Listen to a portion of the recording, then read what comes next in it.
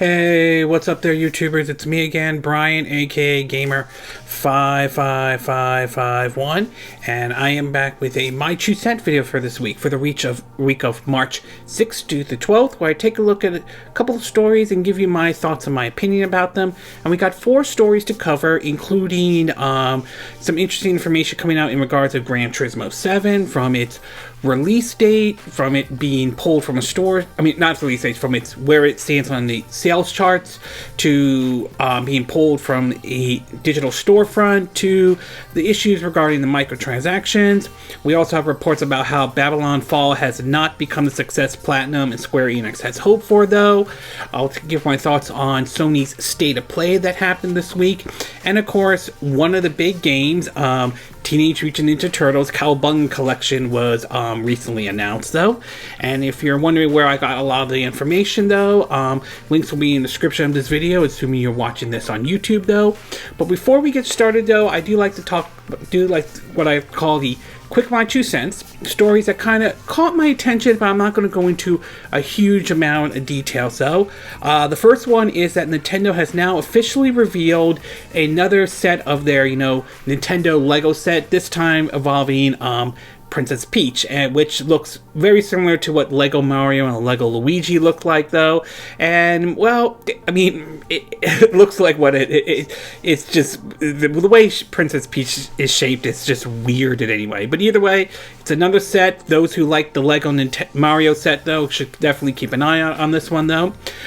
We also learned that there will be DLCs in the upcoming Lego Star Wars The Skywalker Saga, which will include stuff like the Mandalorian and, Baby Yoda, which becomes sort of like very iconic for the Mandalorian and all that.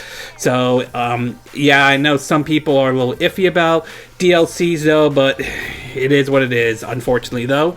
We also learned that Take-Two is possibly facing a lawsuit over the whole loot box in NBA 2K, though, and personally I do hope that this really clamps down on a lot of these developers that have exploited and took advantage of folks with the whole monetization and all that stuff.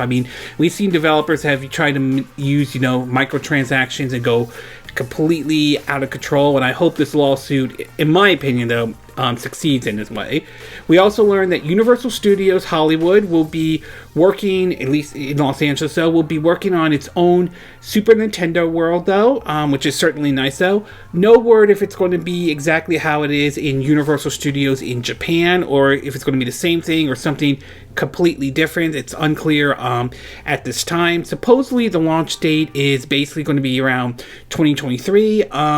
We'll have to wait and see, though. When it is done, I definitely will take a look at it and see if it's any way similar to what the one is in Japan, or if it's going to be something completely different.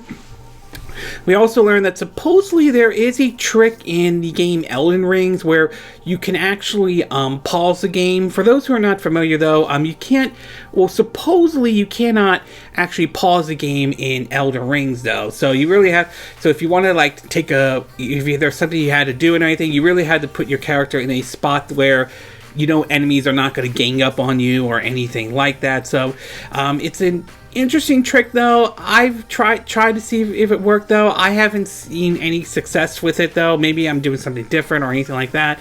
But basically, though, it is sort of there is some sort of trick that you can pause the game in Elden Ring. We also learned that Nintendo has decided to halt exports of their games to Russia, though. Supposedly their claim is basically of certain shipping issues, though, but I think a lot of people suspect the most likely reason is because of the war in Ukraine that's been going on, though. We also have reports that supposedly Russia will basically allow legalization of piracy to overcome basically Western sanctions. Some of this is in response to the fact that a lot of companies are pulling out of the Russia market as part of the Western sanctions against Russia over the war in Ukraine, though. We've heard how some movies have now hit the pause on putting some of their movies in Russia, to companies like Sony and Microsoft, and now recently Nintendo ending not bringing their stuff over to Russia, though. We also learned that Advance Wars 1+2 reboot can't, though, that originally was supposed to come out in April, though. It got delayed from last year, though. Has now been put on hold for the time being. And a lot of it has to do with, again, the real-world events that's going on with the Russian invasion in Ukraine. It seems as though Ray Ford and Nintendo probably think that it's probably not the right time to release the game at this time, though. And while I do think that's somewhat disappointed, though, it is understandable given the current climate in the world that's been going on right now. And last but not least, in a sort of a non-gaming thing, it's reports that Netflix is going to be shutting down service in terms their service in Russia in response to the Russia invasion of Ukraine, though. So yeah, a lot of companies are sort of distancing themselves away from Russia at this time because of what's been going on lately with the war in Ukraine and all. Okay, with the quick My 2 cent part done now, excuse me, done, we'll now get started with our first story, and this one has to do with Gran Turismo, though. Now, as some of you probably are aware, Gran Turismo 7 has just recently came out, though. It's the 7th entry in Sony's popular racing simulation game, dating back from the original PlayStation all the way up to, well, the release on the PS4 and PS5, though. And we do have results coming in from at least the UK in terms of how well it did. And apparently, it did, got the number 1 spot this week in the UK sale charts, though. In an article posted on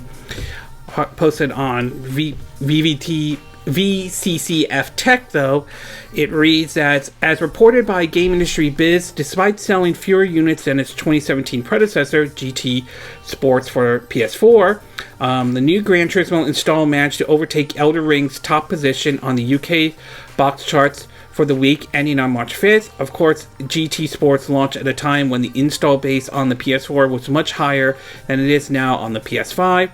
As always with GFK data, digital downloads aren't included, and should be noted that GT7 launched exclusively on PlayStation platform, where Elden Rings also released as a multi-platform title on Xbox platform and PC, though. According to Game Industry Biz, the vast majority, 76% of box GT7 sales came from the PS5. Came from the PS5 version of the game, alongside last month Horizon Forbidden West, though. It also points out that Elden Rings has dropped for the 2nd spot after it fell 69% week on week, though. This from person from Game Industry saying this is quite a strong performance from the game of this type in its 2nd week, where sales fall around 80% are the norms, though. So it does point out that Elden Rings is at number 1. Gran Turismo, my bad. Gran Turismo 7 is at number 1. Elden Rings at number 2. Pokemon Legend Arceus at number 3. Horizon Forbidden West at number 4. FIFA 22 at number 5. Mario Kart 8 Deluxe at number 6. Triangle Strategy at number 7. Not bad for a new RPG that just a new strategy RPG that just entered the market. Animal Crossing New Horizon at number 8. Dying Light 2 Stay Human at number 9. And Minecraft Switch at number 10, though. And so apparently that's certainly not bad for basically Gran Turismo starting off at the number 1 spot in the UK, though. It's going to be very curious to see how that game does on the NPD charts when those get released for March. I'm very curious to see where that one ranks compared along with Elden Rings, and that one got off to a great start, so I'm very curious to see, will one overtake the other, will it be equal to be exact. So it's going to be really interesting to see where Gran Turismo 7 and Elden Rings are going to be placed, though. And so while the game certainly is doing very well, though, it seems that there is one controversy that not everyone seems to be proud of, and that has to do with the fact that there are microtransactions in this game, though. In an article from VGC, from Video Game Chronicles, it points out the microtransactions in the game. They were not available for the review at the time, though, but now that they are out, they have showed off the price for these microtransactions. And according to VGC Chronicles, it reads that 100,000 credits will cost you around $2.50. 250,000 credits will cost you $5. 750,000 credits will cost you $10, and 2 million credits will cost you $20. The article reads that, quote, Cars in the game range from tens or hundreds of thousands of credits for low-spec vehicles to many millions of credits for the most high-end performance one. Gran Turismo Sports lets players buy individual cars as microtransactions, with the vast majority of cars costing between $1 and $5. This is no longer the case in Gran Turismo 7. Now, one of the cars can be bought for $3 in Gran Turismo Sports, can only be bought for 3 million credits, which require players to spend at least $40 though. So I can see why not everyone is a fan of what Sony and the developers are doing with this though. And I really do not feel that microtransactions should be in a $70 game, to be exact though. Now, they could say that yes, you could grind for it though, that some felt like they didn't feel like they needed to spend money, but we've still seen some developers have pushed for predatory practices, and in a time when we see some that have pushed that to live services and all that stuff, it does make me feel a little iffy about basically the idea of microtransaction in a retail price game though.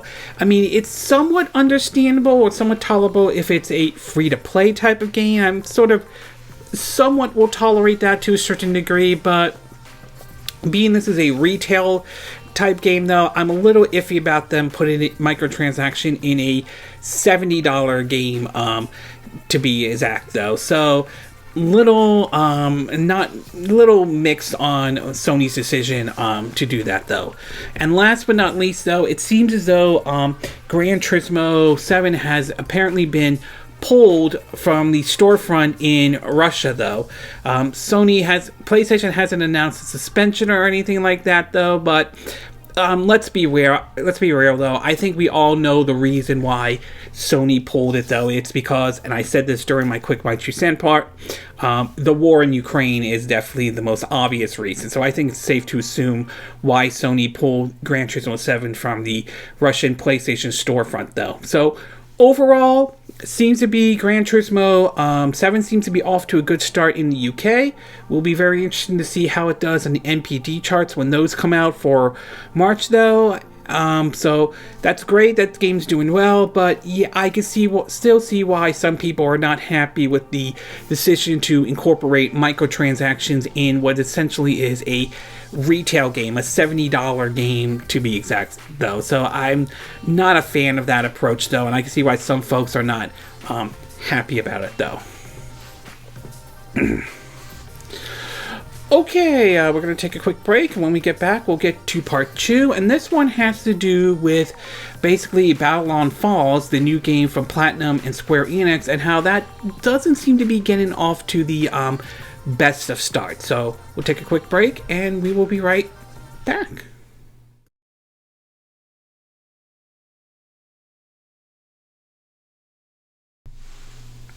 Okay, and we are back with part 2 of my 2 cent video for this week. And for this one, we're going to be taking a look at the game Babylon Fall, the new game from Square Enix and Platinum.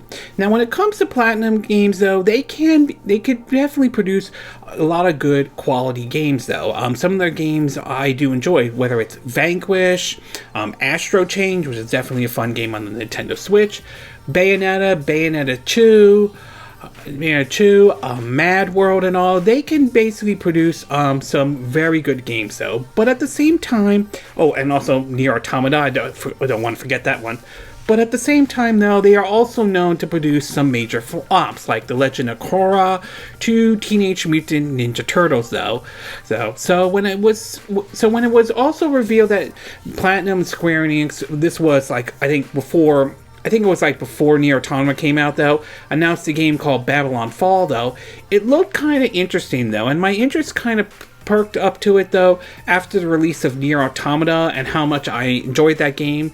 And also, I figured that this was going to be another cool, single-player type experience and all.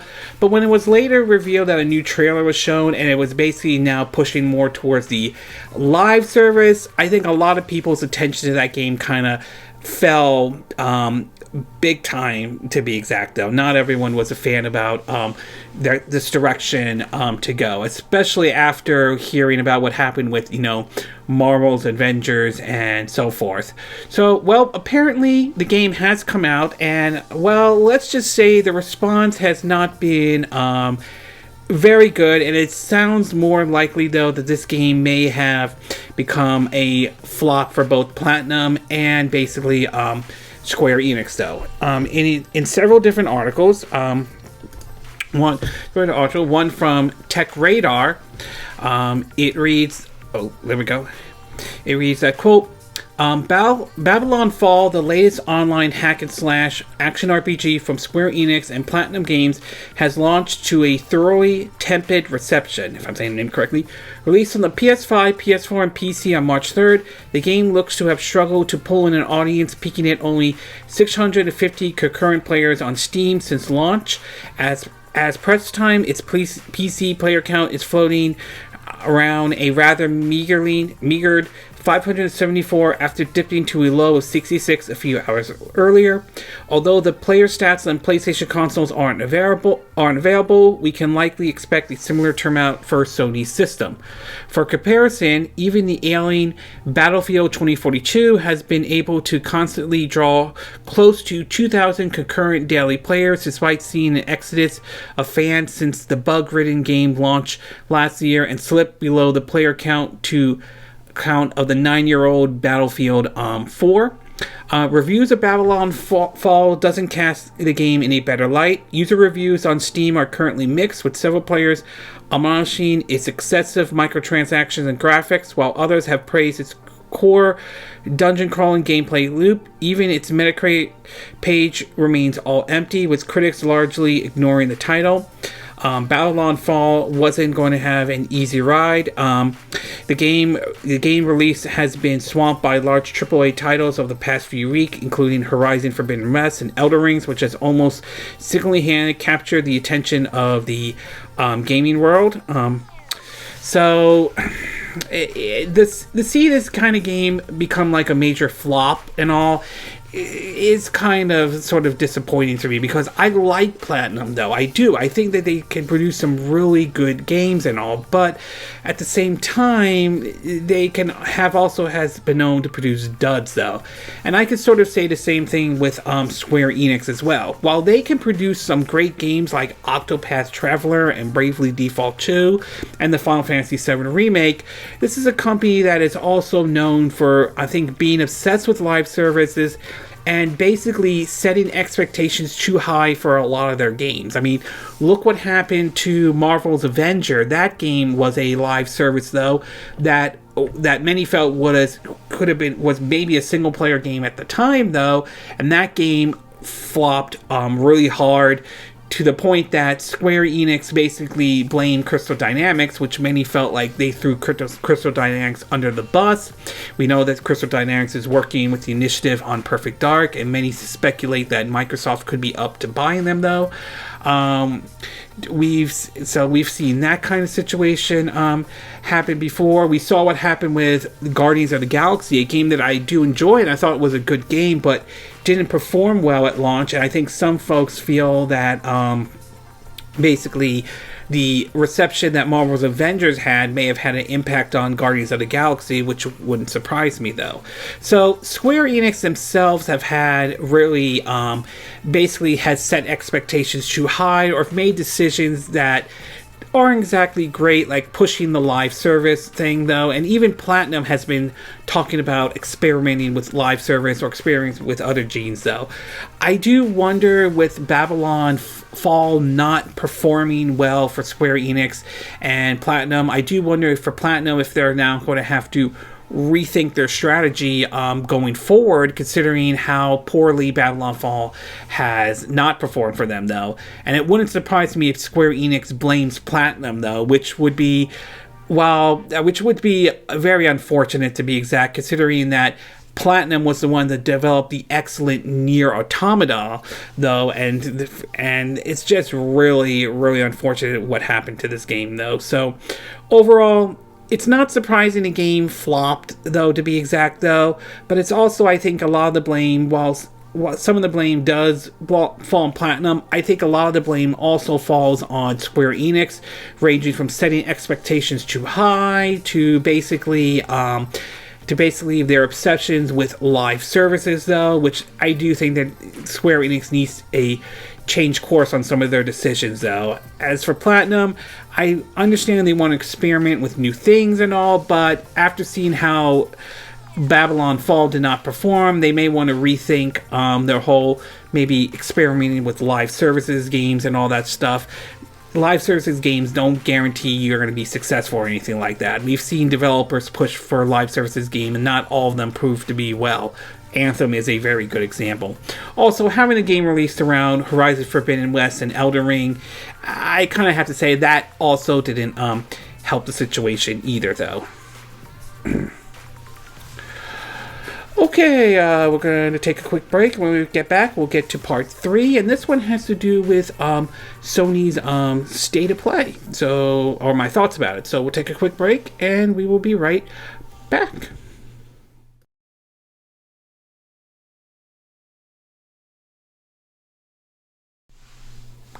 Okay, and we are back with part 3 of my 2 cent video for this week. And for this one, we're going to be taking a look at Sony's state of play.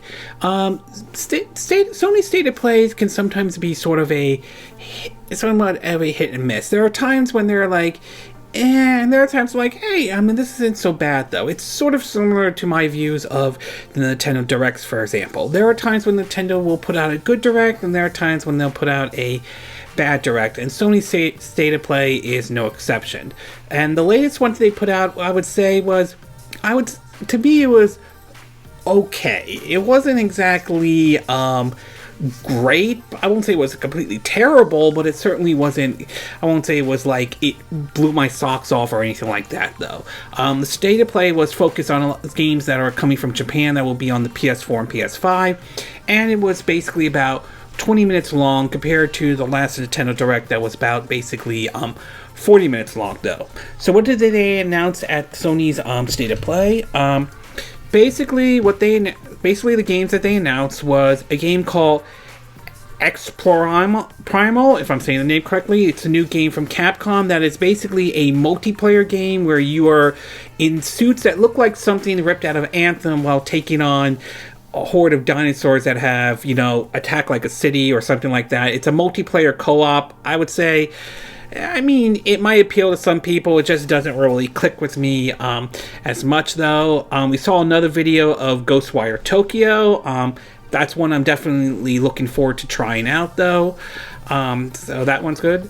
We also saw another video for Stranger of Paradise Final Fantasy Origin, though. We now know there is a demo that will be out if you want to take a look at the game, though. It's going to be available on March 18th for PS5, PS4, PC, Xbox One, Xbox Series S and X, though. But the new demo will be out for those who have a PS5 and a PS4, though. We saw some more footage of Forspoken, though. We know the game was originally supposed to come out, I think it was in April, but it's got pushed back towards the holidays, though. I am kind of curious about that title, so we'll take a look at that one, though, when that one comes out, to be exact, though. We also saw footage of Gundam Evolution, which is a free-to-play a multiplayer game, though. Basically will be for the PS5 and the PS4, so Gundam fans might want to consider taking a look at that one. Big one, obviously, and I'll get to part 4 on this one, is the Teenage Mutant Ninja Turtles Cowabunga Collection. I'll talk more about that in part 4 of my 2 cent video. They showed off basically Giga Blast, which is an arena multiplayer brawler, though, with a lot of kaiji monsters and all for the PS5 and the PS4. It will be out, and PC will be out this year, though. They also showed up JoJo's Bizarre Adventure All-Star Battle, though. That's coming to the PS5 and PS4 early fall, although it's been reported to be coming to the Switch and the Xbox Series system. Trek to Yomai, if I'm saying the name correctly. That one looks impressive as well. It looks more like a 2D style of sort of like if Ghost of Tsushima was sort of a 2D type of a game to a certain degree, and I do like the black and white style to it. So that's one I'm definitely going to be keeping an eye out for, though. It supposedly is set for spring 2022 for PS5 and PS4. Returnal will be getting a update that will add basically campaign co-op and assault style survivor mode, and closing out basically the state of play. Square Enix showed off 2 more games from them. That was Diofield Chronicles, though, which is sort of a strategy type of a game, though, and Valkyrie Elysium, Elysum, is an action RPG and the latest entry in the Valkyrie Profile series, though. This one seems to be going for more of a 3D rather than the 2D type of approach the game has had, though. It's aimed for 2022 on PS4, PS5, and PC, though. So, what do I think about basically the state, like I said about State of Play, though?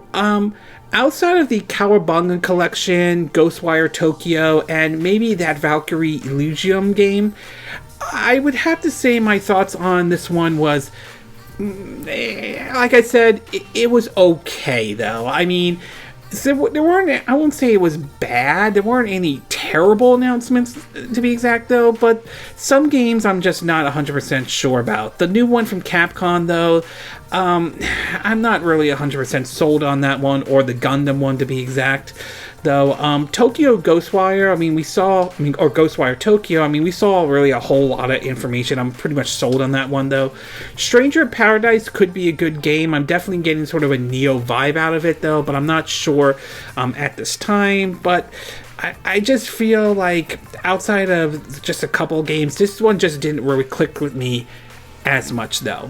Like I said, it wasn't terrible or anything like that. It just never reached the level of excitement like what Nintendo does with some of their directs, though. So my overall takeaway is that there were some cool announcements, though, of some games that they showed off at Sony State of Play, though. But I would say it was, for me, like I said, it's okay. It wasn't horrible, but it wasn't exactly I wouldn't go as far as say it blew me away or anything like that, though. Okay, we're going to take a quick break. When we get back, we'll get to our 4th and final part of our My 2 Cent video, and this one has to do with the one game I mentioned in the State of Play part that I want to talk about, and that is Teenage Mutant Ninja Turtles Cowabunga Collection. So we'll take a quick break, and we will be right back.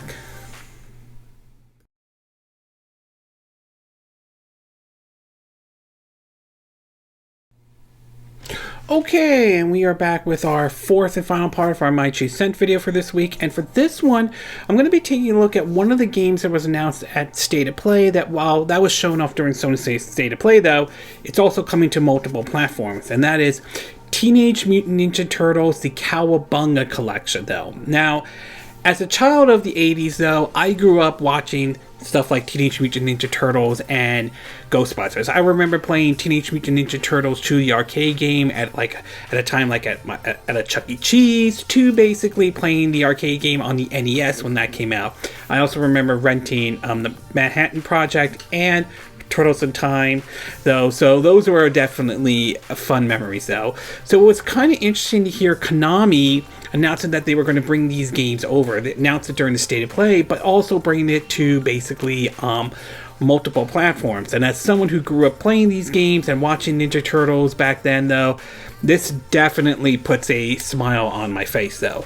In terms of what will be announced at the Cowabunga Collection, though, the announcements are Teenage Mutant Ninja Turtles Arcade, Teenage Mutant Ninja Turtles Turtle in Time Arcade, Teenage Mutant Ninja Turtles for the NES, Turtles 2, the arcade game for the NES, Turtles 3, the Manhattan Project for the NES, the NES version of Tournament Fighter, Turtles 4, Turtles in Time for the SNES, the Super Nintendo version of Tournament Fighter, the Hyperstone Heist from the Sega Genesis, the Genesis version of Tournament Fighter, Fall of the Foot Clan for Game Boy, Back from the Sewers from Game Boy, and Radical Rescue for the Game Boy, though.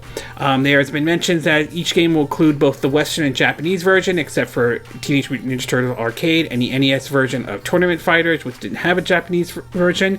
An online multiplayer has been added to 4 titles: the arcade version of Teenage Mutant Ninja Turtles and Turtles in Time, the Super Nintendo version of Teenage Mutant Turtles Tournament Fighter, and the Hyperstone Heist on Mega Drive. So to hear that Konami was bringing these games over is definitely great. And the fact that we're getting pretty much the entire Ninja Turtles game collection is very impressive. And to me, this kind of feels like this is sort of building up hype to the upcoming release of Teenage Mutant Ninja Turtles Shredder's Revenge, which is being developed by the same folks who did Scott Pilgrim vs. the World, though.